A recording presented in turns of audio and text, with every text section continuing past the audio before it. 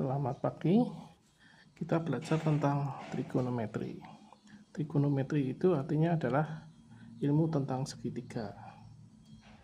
Nah, sebelumnya saya akan menjelaskan dulu gambar apa ini ya. Ini ada sumbu X, kemudian sumbu Y, kemudian ada garis dengan panjang 1 ya. Ini ada yang 30 derajat, 45 dan 60.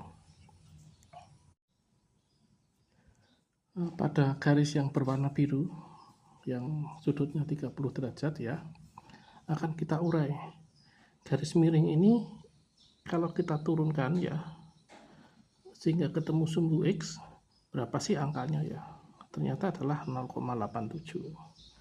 Jadi garis ini yang 0 sampai 87 itu adalah 0,87 nya terhadap garis miring yang panjangnya 1 ya. Nah, nilai 0,87 itu kita sebut sebagai nilai cos ya. Jadi sesuatu kalau kita turunkan dan ketemu dengan sumbu X itu adalah nilai cos. Nah, kalau kita tarik sehingga ketemu sumbu Y, itu nilainya kita sebut sebagai sin. Nah, sin ini ketemu angkanya 0,5, itu artinya bahwa garis tegaknya ini adalah 0,5-nya dari garis miring. Nah, mari berlanjut pada garis merah dan garis hijau ya. Pada garis merah yang sudutnya 45 derajat dengan panjang garis ini radiusnya 1, ketemu nilai X-nya adalah 0,71 dan pada garis tegak juga 0,71. Ini artinya bahwa pada sudut 45 derajat nilai cos-nya adalah 0,71 dan nilai sin-nya adalah 0,71.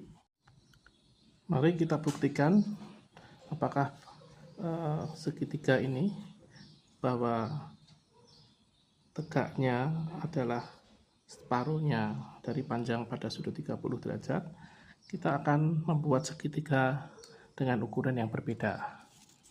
Nah, ini saya membuat segitiga ya, 30 derajat, panjang datarnya ini 15 cm.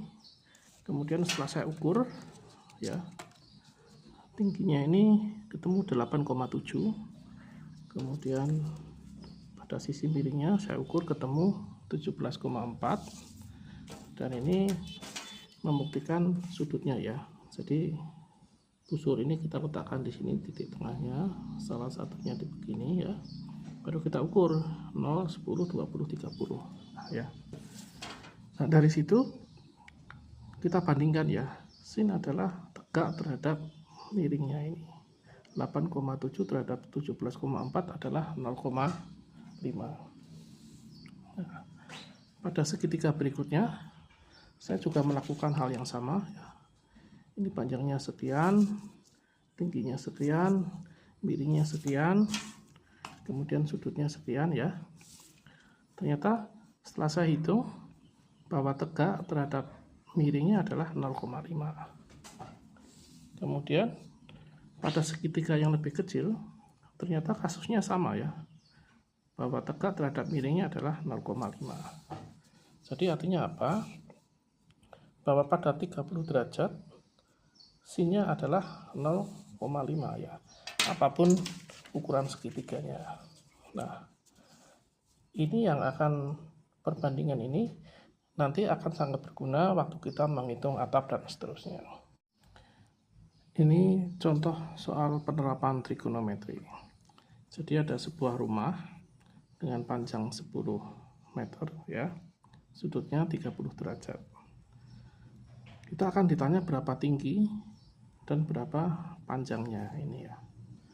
Nah, ini kita segitiga ini kita buat ulang ya supaya lebih jelas. Jadi karena ini 10 meter, maka separuhnya adalah 5 meter ini ya. Dan kita akan pakai rumus cos. Cos itu pemahamannya adalah datar terhadap miring ya. Jadi angkanya ketemu 30, kita masukkan cos 30 ya. Datarnya kita masukkan 5 ke sini.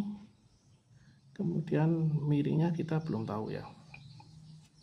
Nah, setelah kita buka kalkulator, kita ketik cos 30, ketemunya adalah 0,87.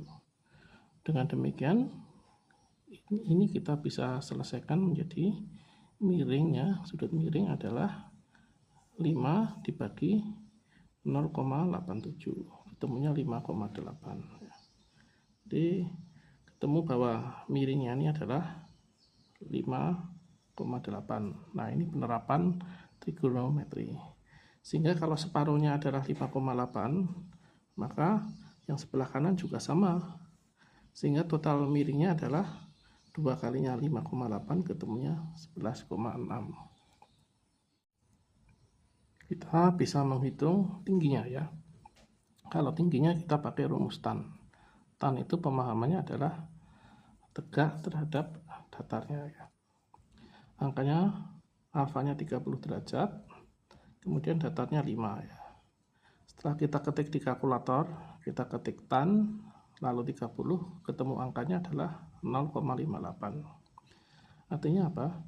Bahwa tegaknya ini adalah 0,58 terhadap datarnya. Mari kita masukkan perhitungannya. Maka tegak sama dengan 0,58 kali 5 sama dengan 2,9. Nah, ketemulah tingginya adalah 2,9. Jadi ini adalah fungsi atau kegunaan dari trigonometri dalam kegiatan praktis di lapangan. Ini soal berikutnya, penerapannya ya. Jika kita punya rumah dengan lebar 8 meter, kemudian tinggi atap 3 meter, dan kita ditanya berapa derajat, maka kita memakai trigonometri yaitu tan ya. Jadi yang gambar kuning ini kita gambar ulang supaya lebih jelas ya. Ketahuan bahwa lebarnya adalah 4 karena separuhnya dari 8 dan tingginya 3. Yang ditanya adalah berapa sudutnya. Kita tahu tan adalah tegak terhadap datar. Tan alfanya kita belum tahu, tegaknya 3, datarnya 4, sehingga nilainya 0,75. Nah, caranya di kalkulator kita tekan shift atau tekan inverse ya, salah satu. Karena ada kalkulator yang tulisannya shift, ada pula yang tulisannya inverse. Nah, kita ketik shift, ketik tan, kita masukkan angkanya 0,75, maka ketika di enter hasilnya adalah 36,9 ya. Ini satuannya derajat. Yang perlu kalian pastikan adalah kalkulatornya modenya dik atau degree atau derajat ya, bukan rad. Kalau rad itu artinya radian. Dengan demikian ketahuanlah bahwa sudutnya adalah 36,9. Jadi ini fungsi trigonometri. Nah, berapakah panjang miring? Nah, panjang miring kita bisa pakai dua macam, bisa pakai Pythagoras, atau jika kalian tetap mau memakai trigonometri, maka kita pakai rumus sin. Sin itu pemahamannya adalah tegak terhadap miring ya. Sin 36,9 kan tadi ketemu nih sudut alfanya. Kemudian tegaknya 3 karena kita tahu tegaknya 3, miringnya kita yang akan kita cari ya. Jadi hasil setelah kita ketik di kalkulator sin lalu 36,9 hasilnya adalah 0,6. Jadi 0,6 sama dengan 3 dibagi miring, maka miring sama dengan 3 dibagi 0,6 sama dengan 5 ya. Jadi miringnya itu ketemunya 5. Pakai Pythagoras pun juga 5. Nah, ini penerapan. Semoga kalian bisa memahaminya dengan baik.